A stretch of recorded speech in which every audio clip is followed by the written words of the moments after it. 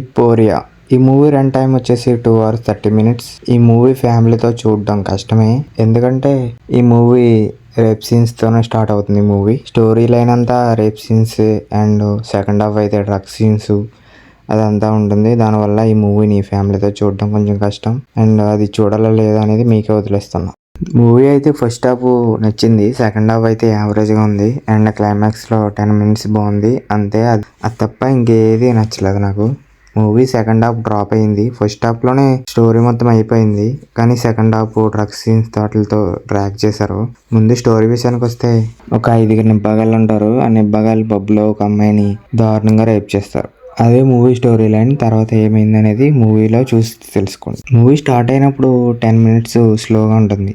తర్వాత ఎప్పుడైతే నిబ్బగాళ్ళు ఒక అమ్మాయిని ట్రాప్ చేస్తారో అక్కడి నుంచి మూవీ స్టార్ట్ అవుతుంది. తర్వాత వీళ్ళని పట్టుకుని ఆ పోలీసు ఇన్వెస్టిగేషన్ చేస్తున్నప్పుడు ఆ సీన్స్ చాలా బాగుంటాయి. ఈ మూవీలో మీకు మెయిన్గా నచ్చేది పోలీస్ క్యారెక్టర్. అది మాత్రం మెయిన్గా చాలా బాగా రాసుకున్నారు ఆ క్యారెక్టర్ని. అది మాత్రం చాలా బాగా వర్కౌట్ అయింది. పోలీసు ఇన్వెస్టిగేషన్ చేస్తున్నప్పుడు రేప్ సీన్స్ ఎలా చేస్తారో ఏంటని చూపించమంటారు. అది చాలా తెలివిగా ఇన్వెస్టిగేషన్ చేస్తాడు పోలీసు. అది మాత్రం ఈ మూవీలో హైలైట్గా నిలిచింది. ప్లస్ సీన్స్ అయితే ఫస్ట్ హాఫ్ ఒకటే బాగుంది, సెకండ్ హాఫ్ బాగాలేదు. అండ్ క్లైమాక్స్ సీన్ 10 minutes అది బాగుంటుంది, కొంచెం అది ఎమోషనల్గా కనెక్ట్ అవుతాం. అండ్ మిగతాదంతా అంత వర్కౌట్ అవ్వదు.